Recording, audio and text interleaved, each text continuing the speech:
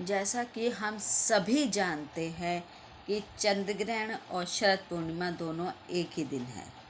ऐसे में हम शरद पूर्णिमा मनाएं या फिर पूर्णमासी चंद्र ग्रहण को करें। 28 अक्टूबर को चंद्र ग्रहण है। समय उसका रात्रि 1:05 से शुरू होकर 2:24 तक रहेगा और इसकी पूरी अवधि ये हुई है पूरे 1 घंटे की, 1 घंटा 19 मिनट। तो ऐसे में हम रात में क्या करें? इस रात में सोना नहीं है। अगर आप सो गए हैं तो आपको 1:05 तक उठ जाना है और मंत्रों का जाप करना है। सोओगे तो खोगे, जागोगे सो पाओगे। जितना ज़्यादा हम इसमें मंत्रों का जाप करेंगे उतना ही ग्रहण का असर हमारे ऊपर कम होता है या फिर ख़त्म हो जाता है। हमें करना क्या है?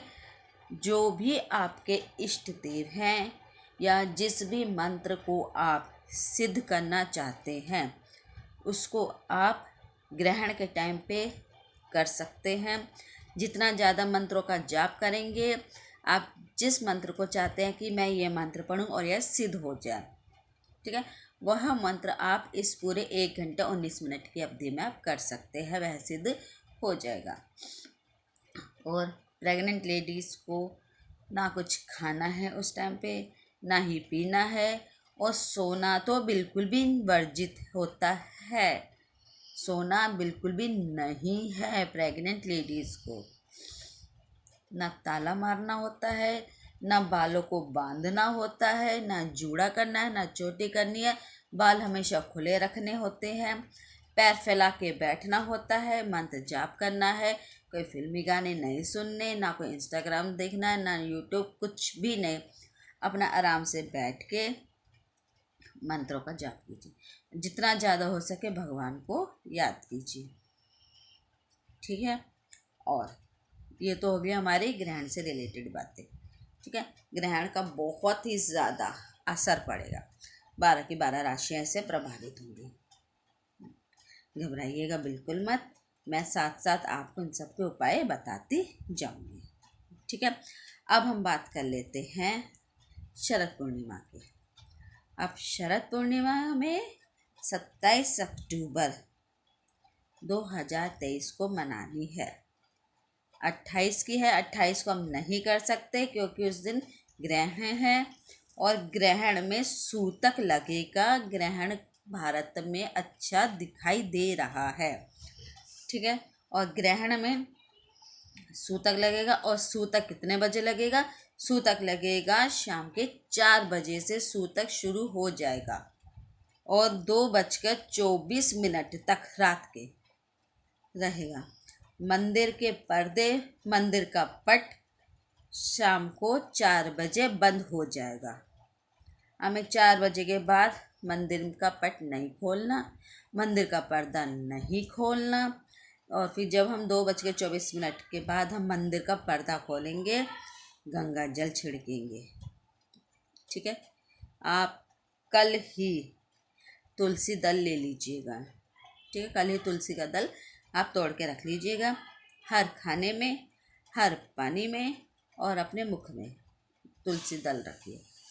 एक गंगा जल और एक तुलसी दल, ये दोनों ऐसे हैं कि इनके ऊपर ग्रहण का कोई भी प्रभाव नहीं पड़ता, ठीक है। समझ आए मैं क्या कहना चाह रही हूँ? तो हमें इस तरह से ग्रहण का पालन करना है। ग्रहण के बीच में वैसे तो रात होगी, पर फिर भी आपको बता रही हूँ कि ग्रहण के बीच में हमें दान करना चाहिए। जितना हो सके दान कीजिए। और दान, चंद्र ग्रहण है तो चावल का कीजिए। मतलब कहने का है कि सफ़ेद चीज़ों का कीजिए। नमक का दान मत कर दीजिएगा, ठीक है। नमक का दान नहीं करना। चावल का कर दीजिए, आटे का कर दीजिए, चीनी का कीजिए, बताशों का कीजिए, मिश्री का कीजिए। और जिन लोगों का चंद्र ग्रहण, जिन लोगों की कुंडली में चंद्रमा कमज़ोर है, उनको तो बहुत ही ज़रूरी है कि वह चंद्र ग्रहण के बाद चावल का, चीनी का दान करें। ठीक है, चलिए अब हम बात कर रहे थे हम शरद पूर्णिमा के। शरद पूर्णिमा हम कल मनाएंगे। शरद पूर्णिमा का हम व्रत कल करेंगे। कल मतलब कि 27 अक्टूबर को, ग्रहण से एक दिन पहले। ठीक है, और इसमें हमें क्या क्या करना है। और अगर आप लोग तुलसी माँ को सजा रहे हैं, कार्तिक स्नान हम सोमवार से शुरू करेंगे, क्योंकि संडे है, तुलसी को हम हाथ नहीं लगा सकते। ग्रहण है, तुलसी को हम छू भी नहीं सकते। फिर बचेगा क्या, सोमवार से हम शुरू करेंगे।